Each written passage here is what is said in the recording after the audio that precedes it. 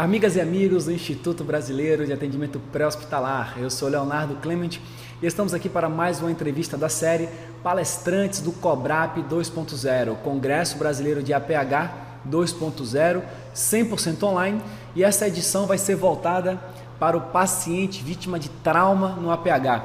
Estou aqui com o enfermeiro Rogério Dourado, ele que é um enfermeiro emergencista com uma vasta experiência em APH, instrutor de PHTLS, de ACLS, enfim, uma experiência bem grande, hein, Rogério? Primeiramente, muito obrigado aí por ter aceitado mais uma vez esse bate-papo. Mais uma vez eu agradeço o convite e vamos falar sobre o APH, que é um assunto que é pouco difundido ainda, mas a ideia é cada vez mais difundir as informações.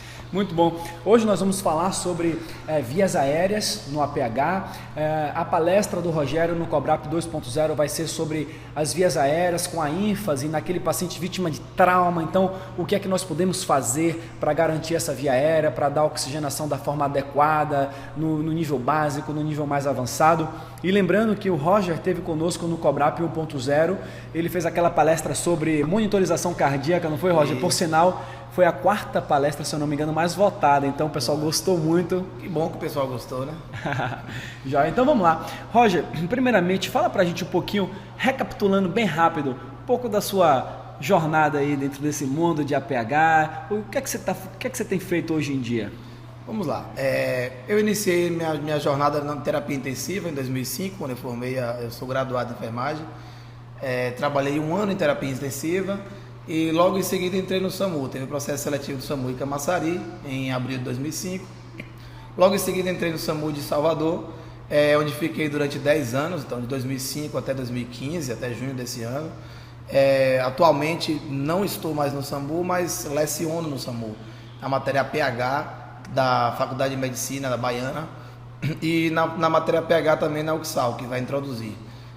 Sou professor também de algumas pós-graduações em Salvador, difundindo esse conhecimento que eu adquiri no SAMU durante os 10 anos. Legal, legal. Então vamos falar um pouco sobre vias aéreas, que vai ser o tema da sua palestra.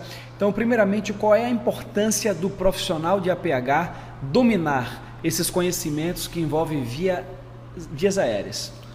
Para mim, Léo, eu falo que é o principal. Quando você fala atendimento, seja de paciente crítico, seja paciente grave, não grave, seja trauma, seja clínico, nós temos a abordagem da avaliação primária, que é o ABCDE.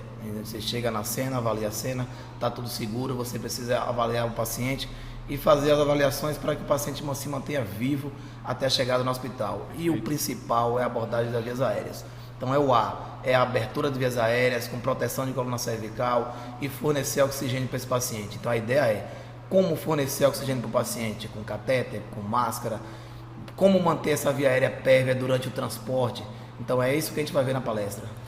E você falando, então, o profissional ele vai abordar o paciente pela via aérea e qual é a primeira coisa para se preocupar? Um paciente, por exemplo, ele está na cena de uma situação de trauma, está deitado, qual é a primeira coisa que você se preocupa com a via aérea desse paciente? Preocupação inicial você vai abordar o paciente de trauma, diferente do paciente clínico, você aborda estabilizando a cabeça do paciente, estabilizando a coluna cervical e verificando através de perguntas. Você já consegue verificar se a via aérea do paciente está pérvia, se o paciente está tendo uma resposta adequada, se o paciente está com nível de consciência alterado ou não.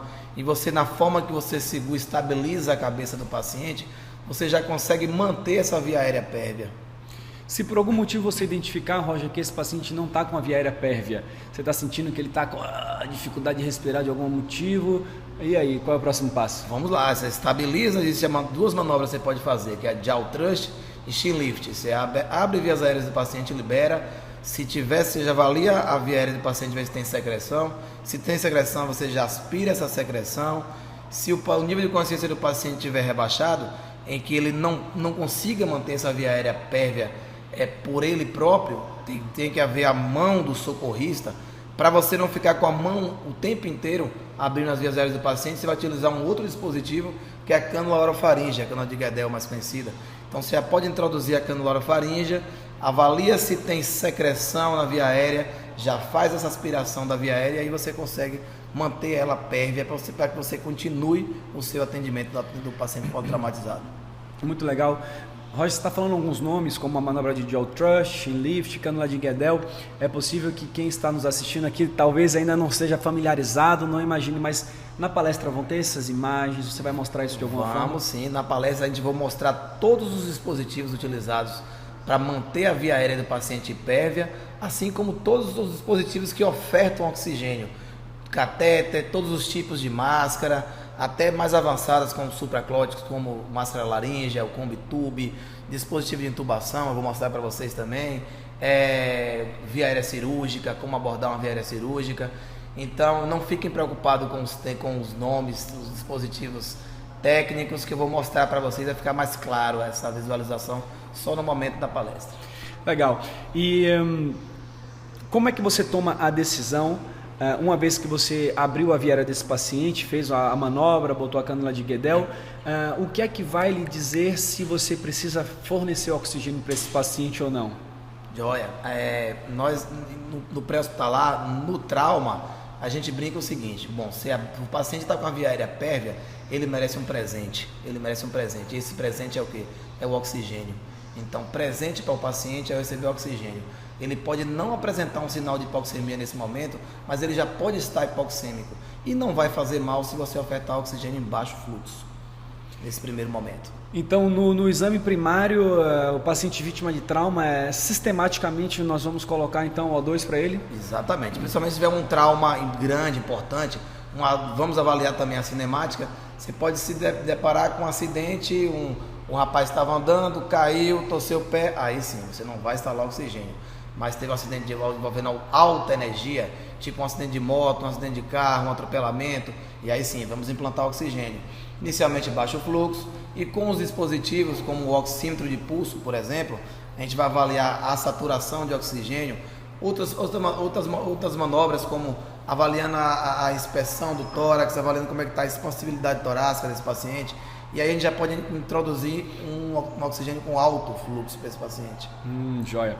E Roger, e como tomar a decisão entre se nós devemos fornecer para esse oxigênio, para esse paciente, um oxigênio com uma dessas máscaras, ou se a gente vai fazer uma pressão positiva com o AMBU? Em que momento é hora de tomar essa decisão? Naquele momento, você faz a avaliação do paciente, ele não está respondendo, a respiração está ineficaz. Se está ineficaz, você precisa ajudar na ventilação do paciente. Então você vai utilizar o AMBU no dispositivo, que é o AMBU, que é a bolsa válvula máscara, que vocês conhecem, que fazem o suporte básico de vida, e a gente vai fazer uma ventilação por pressão positiva. Se o paciente consegue ventilar adequadamente e o problema dele é só a oferta de oxigênio, aí a gente vai oferecer oxigênio em alto fluxo através de máscara. Então, avaliando como é que está padrão respiratório, como é que está a expansibilidade torácica, como é que está a frequência respiratória desse paciente. E a gente pode, em qualquer momento, você está oferecendo oxigênio para o paciente, você pode trocar o dispositivo. Então, você está com um dispositivo de baixo fluxo, você pode trocar para um de alto fluxo. Você está com um dispositivo que ele oferta oxigênio diretamente, ou sem pressão positiva, e se ele rebaixar o nível de consciência e a respiração começar a ficar ineficaz, podemos já oferecer um oxigênio já com alta pressão positiva, que é com AMBU. Perfeito. Então daí a importância da gente estar sempre do lado do paciente, reavaliando continuamente, nunca tirar de olho. Exatamente. Eu costumo falar para o pessoal sempre, no trauma, o que mais mata no trauma é a exsanguinação, hemorragia, é o que mais mata no trauma. Mas o que mata mais rápido é a obstrução de vias aéreas. Então não adianta você imobilizar o paciente bem, você conter um bom sangramento, mas se ele não estiver ventilando e oxigenando adequado, esse paciente, infelizmente, ele não vai sobreviver, porque ninguém consegue sobreviver sem respirar. Legal. Então, Roger, para a gente concluir essa entrevista, mais uma pergunta. Você falou de dispositivos básicos, que existem dispositivos intermediários, dispositivos avançados, até chegar ao ponto de via aérea cirúrgica. Eu sei que você vai abordar isso com maiores detalhes dentro da palestra, mas aqui como prévia, a maioria de quem está nos assistindo aqui são profissionais de suporte básico de vida. Então, nós temos aqui bombeiros, enfermeiros, técnicos de enfermagem, estudantes, enfim, até outras profissões. Nós temos também alguns médicos, mas eu queria fazer uma pergunta para o suporte básico de vida. Existem recursos para o profissional de suporte básico de vida para garantir uma boa ventilação, independente da situação para esse paciente? Existe sim. A gente, na qualquer ambulância de suporte básico de vida, seja do SAMU, seja unidades privadas, você tem no mínimo um catéter de oxigênio que você já consegue ofertar entre 21% até 44% de oxigênio. E você tem também um AMBU, que você pode envolver com o paciente com uma parada cardiorrespiratória, e esse dispositivo você já consegue ofertar, Leonardo, 100% de oxigênio para o paciente. Então, o que é que a gente vai ver? Como abordar o paciente, como ofertar oxigênio? Com o catéter, que é baixo fluxo, aí vai para as máscaras. Eu vou mostrar para vocês alguns tipos de máscara, desde máscara facial simples, máscara de Venturi, que tem uma indicação específica, e a gente vê que é muito utilizado no meio hospitalar e pré-hospitalar, em pacientes inclusive que não tem indicação. É isso que a gente vai abordar. Vou mostrar onde e como usar a máscara de Venturi. Máscara com reservatório, que paciente que eu devo utilizar. Ela também é um dispositivo de alto fluxo que eu consigo atingir até 100% de oxigênio. Legal. Então, como atingir 100% na máscara com reservatório? Depois eu vou para um AMBU, que eu também ofereço 100% de oxigênio para o paciente, já com oferta um pouco maior no fluxômetro. Então, vou mostrar para vocês o dispositivo, quanto eu oferto lá no fluxômetro e quanto esse paciente vai realmente receber de oxigênio. Muito jóia. Bom, eu tenho certeza que vai ser uma palestra riquíssima. Convido vocês a não perderem essa palestra. A palestra é vital, tanto para o paciente quanto para o profissional de APH. Quem não tem o domínio desses equipamentos realmente perde a oportunidade de fazer um bom trabalho. Exatamente.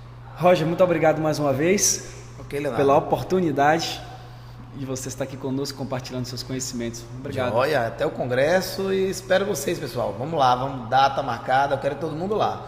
Não adianta aprender mobilização, aprender as manobras avançadas, se o paciente não estiver ventilando bem, ele não vai sobreviver. Então, essa palestra é essencial. Espero vocês lá. Okay? Joia. E assim, aproveitem, coloca aqui seu comentário, tem uma caixa de comentários, coloca a sua dúvida. Os palestrantes vão estar dando uma olhada nessas dúvidas também, para na hora da gravação da palestra, caso ela não tenha acontecido ainda, poder tirar algumas dúvidas, fazer interações. Nós respondemos também esses comentários e a gente se vê aí nos próximos vídeos e durante o congresso. Um grande abraço a todos, até lá. Até lá.